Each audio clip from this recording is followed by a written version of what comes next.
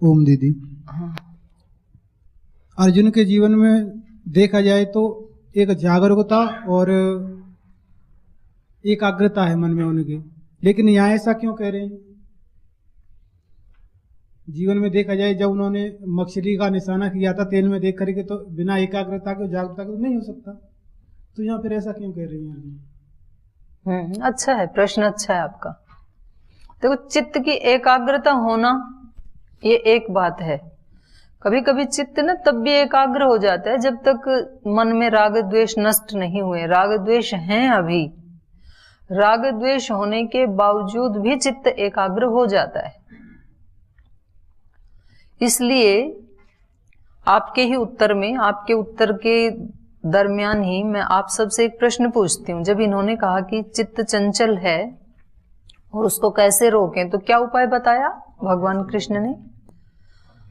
अभ्यास और वैराग्य। अभ्यास का मतलब क्या है? तत्र स्थितौ यत्नोऽभ्यास है, उस स्थिति में रहना। कौन सी स्थिति में? योग की स्थिति में, निर्द्वंद्व, उस स्थिति में। और वैराग्य क्या है? दृष्टानुश्रविक विषय वितृष्णस्य वशीकार संज्ञा वैराग्यम। ये हो गया शास्त्र का उत्तर। अब अपने जीवन में जो हम करते हैं रोजाना, वो अभ्यास क्या है? अभ्यास मतलब क्या? आप क्या करते हो अभ्यास के नाम पे रोजाना? सुबह से शाम तक क्या करते हो अभ्यास? डेली योगा करते हो, तो योगा हुआ। अभ्यास के नाम पे क्या करते हो?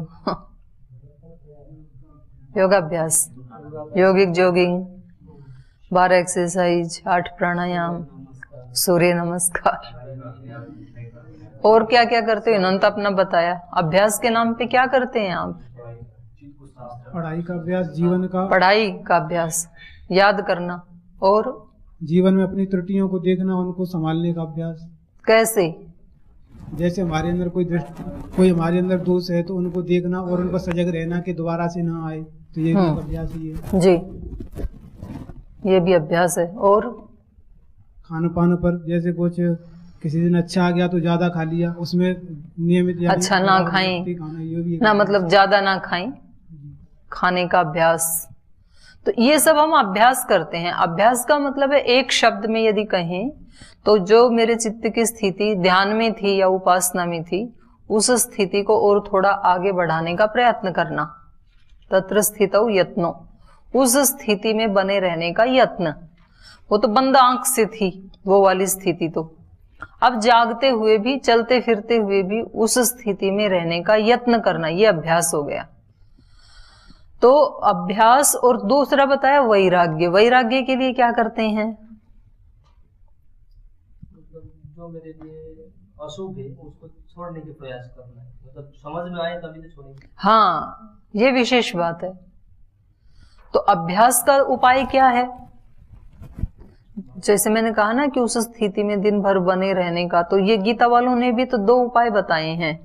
तो इसका अभ्यास में बने रहने का उपाय क्या है? निरंतर कैसे रहे निरंतर उसमें? जागरूक होना पड़ेगा। और बताओ, इन्होंने बताया वो बताओ। अभ्यास को कैसे बढ़ाएं, क्या उपाय बताया गीताकार ने? उस स्थिति में बने रहने के लिए अभ्यास को बढ़ाना है, तो कैसे बढ़ाएं, उसका उपाय क्या है? उसकी निरंतरता में, कोई अभ्यास है तो उसको निरंतरता से करते रहें। कैसे? उपाय पूछ रही हूँ। नहीं, प्रतिदिन क्या कह रहे थे आप? जैसे मान लो ईश्वर की उपासना करनी है, हर क्षण ईश्वर को याद करते हुए, ये है प्रतिदिन उपासना जो करते हैं ना। यहाँ गीता की भाषा में कहें, अभ्यास का साधन है ध्यान योग। यहाँ पर ये 3 योग को लेके चल रहे हैं ना, ज्ञान योग, भक्ति योग, कर्म योग। और भक्ति योग को यहाँ पर कहा ध्यान योग या उपासना योग। तो उपासना योग या ध्यान योग, जिसका भी प्रसंग चल रहा था, वो उसका उपाय है। आपने 1 घंटा ध्यान योग किया, अब उस 1 घंटे से उसी स्थिति को 2 घंटे तक लेके गए आंख खोल के, तो उपाय क्या है? इसका अभ्यास का उपाय क्या है गीता की भाषा में? ध्यान योग। और वैराग्य का उपाय क्या है? वैराग्य का उपाय क्या है? आप बोल रहे थे अभी, लेकिन मतलब ऐसे ही बोल रहे थे नींद में। वैराग्य का उपाय क्या है? कोई चीज का त्याग करना। कैसे? उपाय क्या है? कैसे करें? होता तो नहीं है वैराग्य। तो ज्ञान से ही होगा ना। ज्ञान योग, 3 तो योग बताए हैं इसमें। अभ्यास का उपाय है ध्यान योग, वैराग्य का उपाय है ज्ञान योग।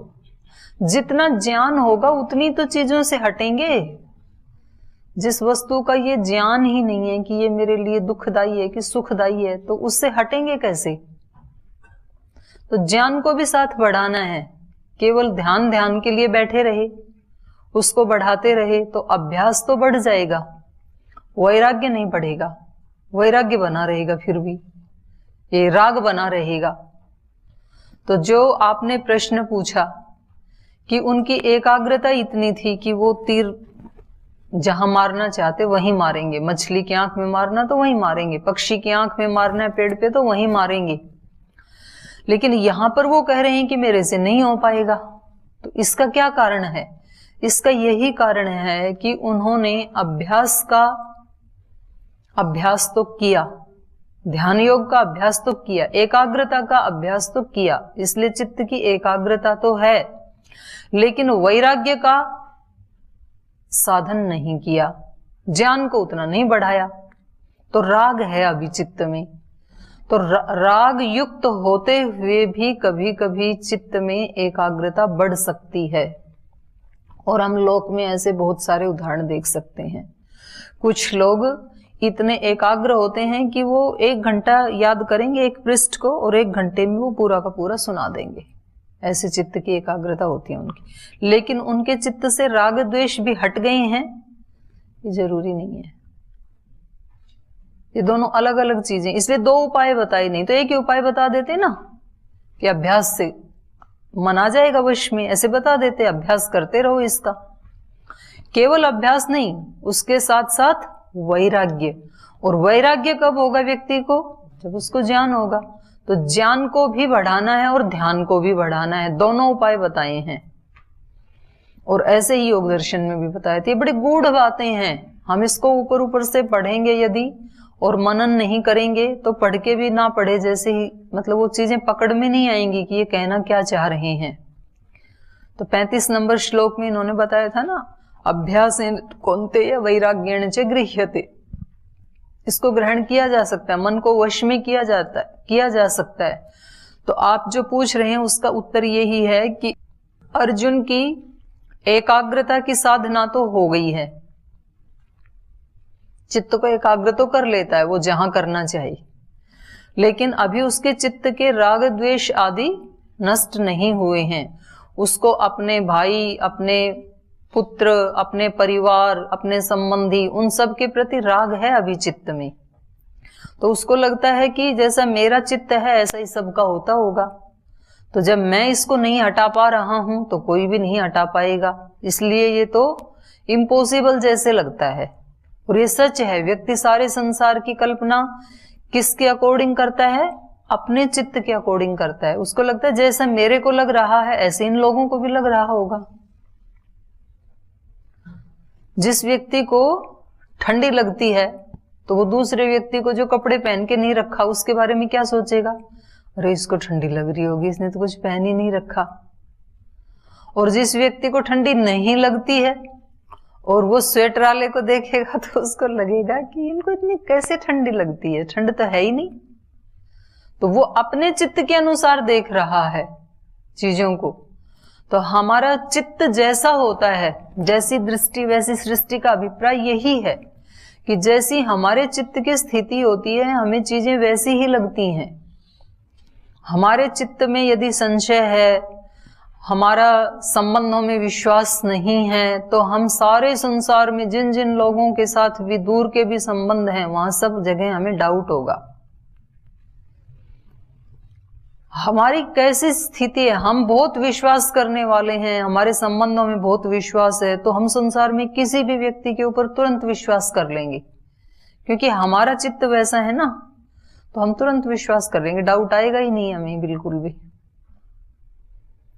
तो हमें दो उपाय करने हैं, एक ज्ञान का और दूसरा ध्यान का। अभ्यास और वैराग्य ऐसे ही हैं जैसे किसी पौधे को या खेती को पुष्ट करना है, बढ़ाना है, उसका हमें फल लाना है, जो बीज बोया है उसकी फसल आनी चाहिए, ऐसी हम इच्छा करते हैं। तो उसके लिए दो काम करने पड़ते हैं, एक है उसको सींचना, उसमें खाद पानी देना, दूसरा है उसके खरपतवार को हटाना। केवल पानी पानी देते रहे और खरपतवार को हटाया नहीं तो सारा पानी खाद किस में लग जाएगा? खरपतवार में लग जाएगा, तो फसल तो वैसे की वैसे रहेगी। और केवल खरपतवार को तो उखाड़ दिया, पानी दिया नहीं, तो क्या होगा? फसल सूख जाएगी फिर। तो दोनों काम साथ करने होते हैं, अनिष्ट को हटाना ये है वैराग्य, और इष्ट को बढ़ाना, पानी देना, सींचना, ये है अभ्यास। केवल आप हमेशा तर्क और बाल की खाल निकालने में ही लगे रहे, सारी जिंदगी भर ध्यान योग अच्छा है कि कर्म योग अच्छा है कि भक्ति योग अच्छा है, भक्ति योग वाले ऐसे होते हैं, ज्ञान योग वाले ऐसे होते हैं, ज्ञान ही भक्ति है, सारी जिंदगी यदि आप बुद्धि से ही एक्सरसाइज करते रहे, कुश्ती करते रहे, तो ये क्या हो जाएगा? एक पक्ष हुआ ना। ज्ञान से क्या बढ़ेगा? वैराग्य। चीजों से वैराग्य तो हो जाएगा, क्योंकि सब जगह आप देखोगे कि ये भी ऐसा है, ये भी ऐसा है, ये नश्वर है, ये अनित्य है, तो ये एक आपका वैराग्य तो सिद्ध हो गया, लेकिन अभ्यास नहीं किया आपने। इसलिए फिर ये चित्त जो है ना, सब कुछ जानते हुए भी प्रशांत चित्त नहीं है, कुलबुलाता ही रहता है। उसकी चित्त की जो है ना, ज्ञान है सब चीजों का, बहुत ज्ञानी है, अव्वल दर्जे का विद्वान है, लेकिन चित्त में सौम्यता, सौमनस्य, प्रसन्नता, शांति जीवन में वो दिखाई नहीं देती है कहीं। वो तो कहीं ना कहीं मतलब जी ऐसे उथल पुथल सा रहता है, हिलता हुआ सा रहता है। तो इसका कारण क्या है? ज्ञान योग से वैराग्य तो आया संसार के प्रति, लेकिन ध्यान योग से अभ्यास नहीं आया।